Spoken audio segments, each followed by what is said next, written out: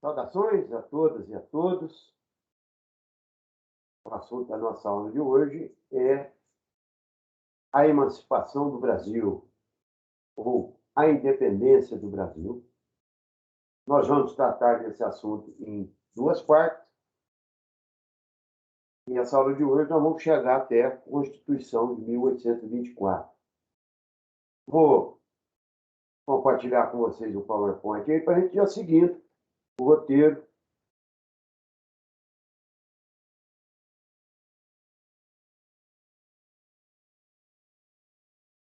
Então, está aí, né? Independência do Brasil. O projeto de independência do Brasil, eu vou passar nesse segundo slide já para vocês, para a gente olhando essa gravura, essa pintura belíssima, né, que está lá no Museu de Ipiranga, em São Paulo, quadro de Pedro Américo, justamente retratando esse caráter romântico da história tradicional do Brasil. No quadro a gente pode perceber aí a figura de Dom Pedro I, né, príncipe regente, no alto do morro, à frente da sua comitiva, né, liderada por Paulo Bregaro, com a espada levantada e o famoso grito, independência ou morte, né, à frente, os dragões da independência. A gente os encontra até hoje lá no Palácio do Planalto, né, os dragões, hoje do presidente, né, são do imperador, né, dragões, soldados da guarda, né, eufóricos, ali, os cavalos, né. E do lado uma figura, do lado esquerdo uma figura sertanejo ali, com seu carro de boi, né, assistindo aquilo sem entender absolutamente nada. Essa é uma visão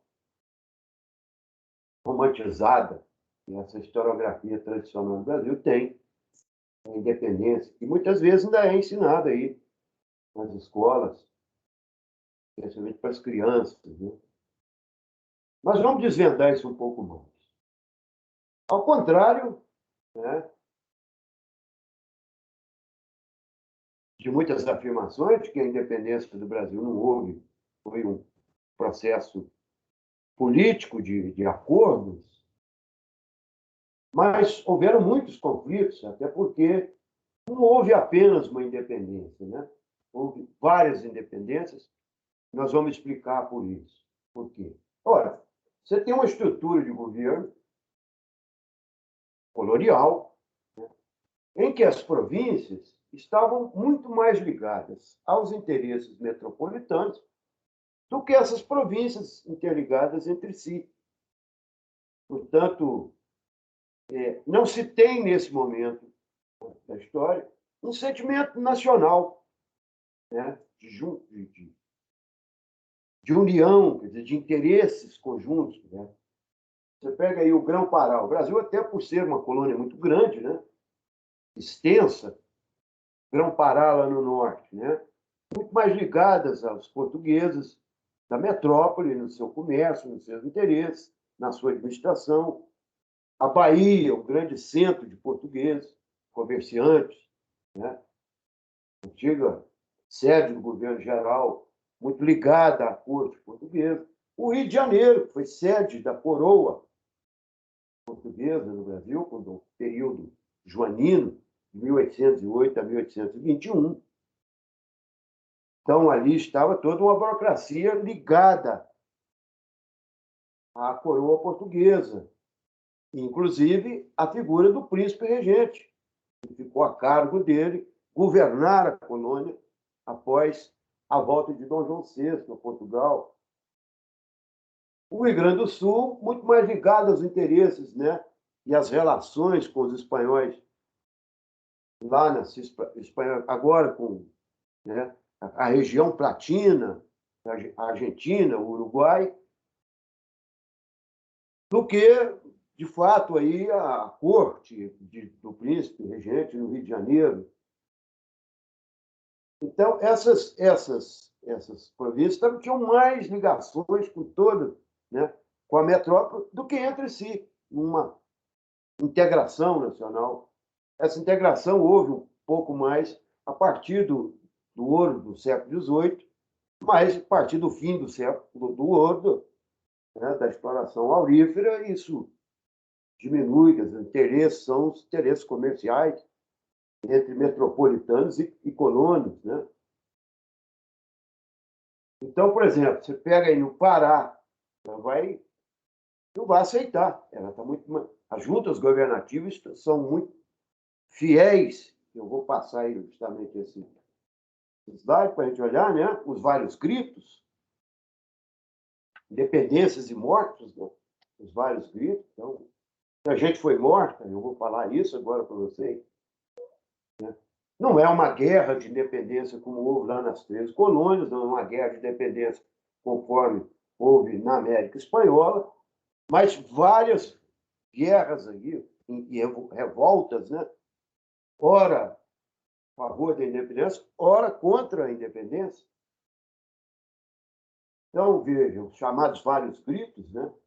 Na Bahia, por exemplo, a população no início de 1822 cerca Salvador, né, contra o governo imposto pela corte portuguesa e, né, Dom Pedro I, e são rechaçados pelo o próprio Dom Pedro I, não é Pedro I ainda, né? O próprio Dom Pedro, né, envia tropas lá de mercenários ingleses, franceses, né, navios, para ajudar esses rebelados, né, contra a junta, contra o governo português, posto, a junta governativa portuguesa, né? Então, a famosa Batalha de Pirajá, onde os populares, e é uma rebelião popular, porque é o povo que sai às ruas, né? E tomam e cercam a cidade, né? E as instituições. Em 23, já com o Brasil independente, né? A independência oficial, esses portugueses né? São retirados, são reprimidos e a ordem, né, agora de um Brasil independente é estabelecida. No Grão-Pará, você tem no início de 1822 e no decorrer de 23, uma rebelião popular que toma o governo do Pará, se insurge, né, liderados aí pelo famoso Frei, o cônego Batista Campos, famoso Pau Bento, né, rebela contra os representantes da junta governativa, que a essa altura era aliada dos portugueses, defendendo os interesses, né, dos portugueses naquela região. É enviado para lá o almirante inglês, um almirante contratado por Dom Pedro I para repelir, né, essa junta governativa aliada aos portugueses, mas acaba que esses mercenários, agora mandados pelo governo central, lá o governo de Dom Pedro I, vencido essa revolta dos portugueses lá contra a independência, eles partem para cima da população e dos seus representantes, né? Porque, afinal de contas, eles não querem a participação dessa população no processo de independência. A independência, essa emancipação do Brasil, ela tem um caráter elitista, um caráter comprometido com os interesses, né, dos proprietários rurais. Ele não tem um, um rosto de popularidade, né? Então, por exemplo, mais de 300 pessoas, né, foram presas, colocadas dentro de um navio, né, fechado, lá um tanque fechado dentro desse navio, jogado sal. E depois você vai, 2 dias depois, abriram as portas e tinha lá mais de 300 mortos. esses mercenários que chegaram para trazer a libertação, a liberdade, né, a independência, acaba por matar os próprios brasileiros que lutavam pela independência. Você tem outras rebeliões aí, né, nas lutas nas províncias do Rio de Janeiro, do Maranhão, do Piauí, do Rio Grande do Sul, São Paulo, da região Platina, né, Assis Platina, Uruguai. Mas, no entanto, toda essa participação desses brasileiros populares contra o colonizador português e seus representantes nessas províncias sempre foram utilizados como bucha de canhão, a partir do momento que o projeto está constituído, fora repressão em cima dessa população. Né? O próprio Cônego Batista aí foi assassinado, né? Lá no Grão-Pará. Então, na realidade, você tem assim, muito mais um movimento chamado de nativismo exaltado, ou seja, uma revolta dos nativos, né, contra a figura do português, do que, de fato, um caráter de consciência nacional. Então, isso explica um pouco por que o povo não participou ou não pôde participar diretamente desse processo, como aconteceu em outras sociedades, como lá nos Estados Unidos, como na América Espanhola, que criaram aqueles exércitos, né, de nativos, né, populares, que lutaram pela independência. Embora a elite depois tenha tomado o poder e constituiu o Estado a seu favor. Mas no Brasil, isso já estava constituído desde o princípio. Anterior ao projeto, ao dia da independência, né, ao momento da independência, esses acordos entre a elite proprietária de terra colonial e a corte portuguesa já estavam mais ou menos ali redigido, né? A figura de Dom Pedro. Vamos lembrar aí que quando Dom João VI sai para voltar a Portugal, ele diz ao príncipe, né? Ora, tome a coroa antes que algum aventureiro o faça. Né? Então, essa coisa está mais ou menos acordada. Vamos lá. Mas no dia 7 de setembro, o Brasil se torna oficialmente independente, com o famoso grito do Ipiranga. Né? As margens do rio Ipiranga, na cidade de São Paulo, Dom Pedro recebe uma carta que ele tem que retornar a Portugal, né? Chamado a Portugal, no processo de recolonização da colônia brasileira, e ele já, aí, apoiado por essa elite agrária, essa aristocracia agrária no Brasil, ele resolve romper com os laços metropolitanos. Então, compete agora ao governo, né, de Dom Pedro. É melhor ser Pedro I aqui do que ser Pedro VI lá em Portugal, né, pelo Pedro, que está no Brasil, apoiado, né, por portugueses que tinham interesses, né, no seu governo e pela aristocracia brasileira, né? Essa aristocracia provincial, especialmente na corte, né? No Rio de Janeiro. Então, precisa organizar um novo governo. E, para tal, já estava acordado que o regime seria monárquico. Né? Então, o título é Dom Pedro I, imperador do Brasil. O compete agora, imperador, a formação dos ministérios, né, a indicação dos ministros, a constituição de um exército. O Brasil não tem um exército. Né? Nesse período aí de 22 e 23, Dom Pedro contrata aí mercenários ingleses, franceses, para ajudar na repressão a essas rebeliões anti-independência, né, lideradas por portugueses nas mais diversas províncias. Então, formação de um exército. Esse exército, muitas vezes, é formado por milícias civis, né, que se organizam temporariamente para combater ali aqueles focos de resistência à independência, à soberania do Brasil, mas depois se dissolvem, eles vão continuar os seus afazeres. E a elaboração de uma Constituição, que é aquilo que vai dar organicidade ao agora novo Estado que se apresenta.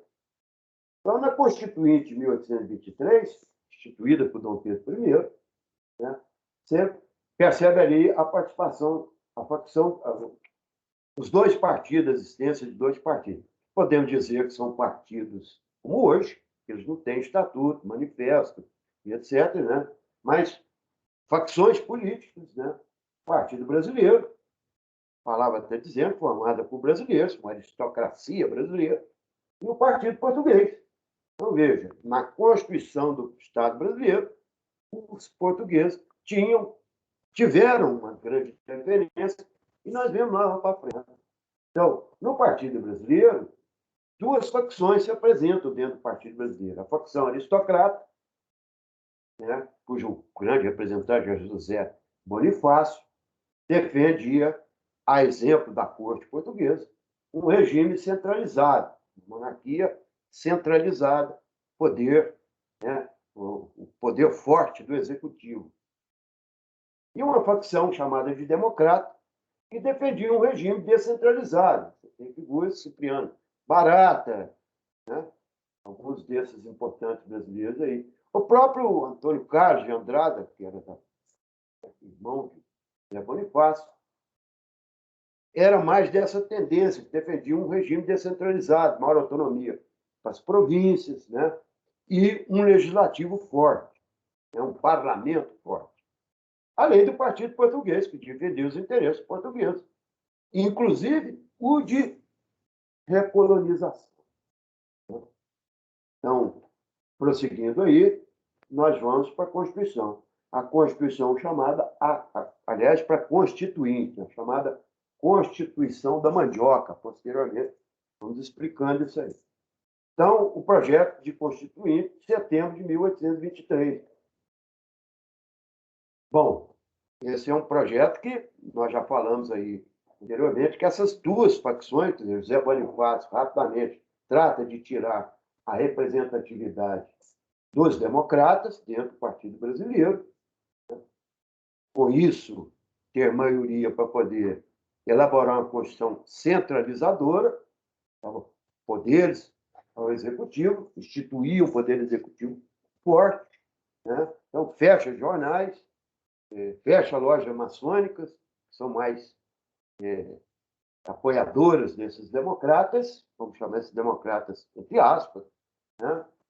Eram mais liberais, pretendiam uma Constituição liberal, né? A construção do Estado liberal, com maior participação, com mais liberdades, né? E etc.